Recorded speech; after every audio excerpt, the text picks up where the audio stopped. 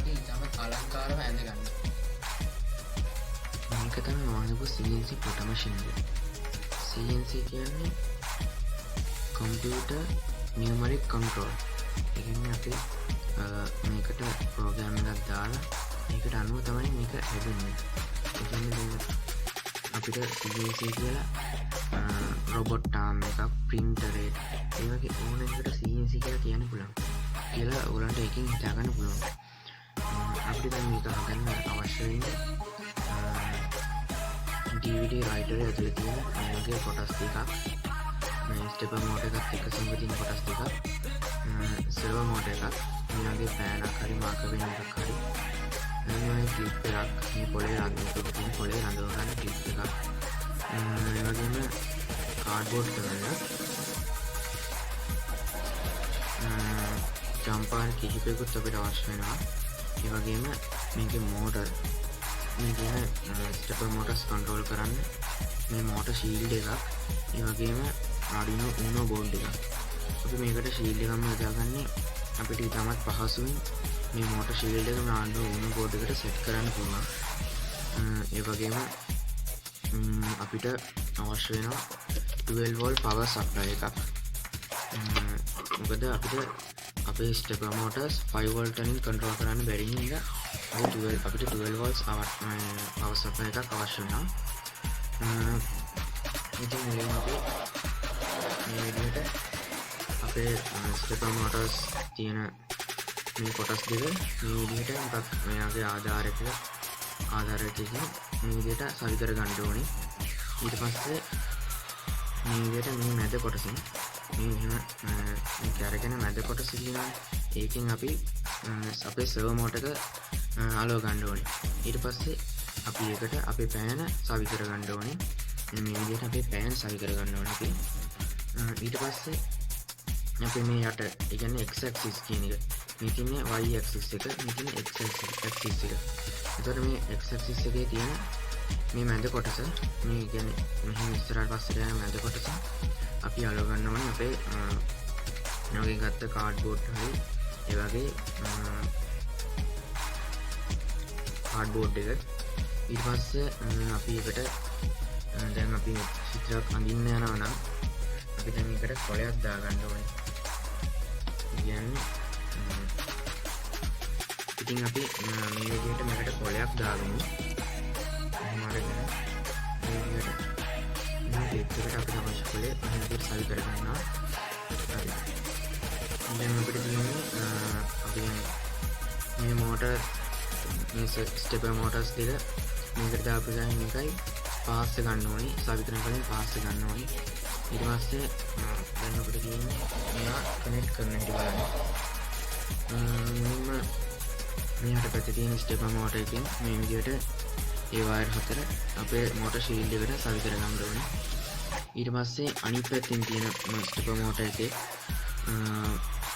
Wire හතර මේ විදිහට සම්බන්ධ කරගන්න ඕනේ. ඊට පස්සේ අපි දෙන මෙතන 12 volt power supply එක ඒකත් මේ විදිහට මෙතන සම්බන්ධ කරගෙන අපේ සර්වර් මෝටර් එක මේ සර්වර් 1 කියන තැනට මේ විදිහට සිග්නල් වයර් එකයි පවර් වයර් එකයි ග්‍රවුන්ඩ් එකයි මේ විදිහට සම්බන්ධ කරන්න ඕනේ. ඊට පස්සේ අපේ කනෙක්ෂන්ස් තියෙන මෙච්චරයි. දැන් අපි බලමු අපි කොහොමද මේ මැෂින් එකෙන් අපිට අවශ්‍ය චිත්‍රය අඳගන්නේ කියලා. හරි. දැන් අපි අපේ කෝඩ් අප්ලෝඩ් කරන කේබල් එක අපේ කම්පියුටර් එකට කනෙක්ට් කරගමු.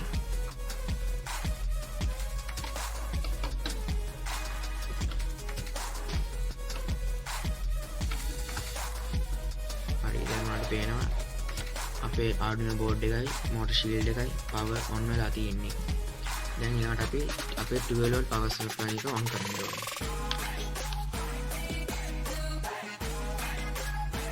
දැන් අපිට තියෙන අපිට අවශ්‍ය කෝඩ් එක අප්ලෝඩ් කරන්න. අපි කෝඩ් එක අප්ලෝඩ් කරද්දි මුලින්ම අපි Arduino board එකට CNC prototype එකේ කෝඩ් එක අප්ලෝඩ් කරනවා. ඊට පස්සේ අපේ G code එක අප්ලෝඩ් කරන්න ඕනේ. ඊට පස්සේ මම දැන් ඔයාලට පෙන්නන්නම් මේ වගේ මේකෙන් මම ඔයාලට චිත්‍රයක් ඇඳලා පෙන්නන්නම් දැන්.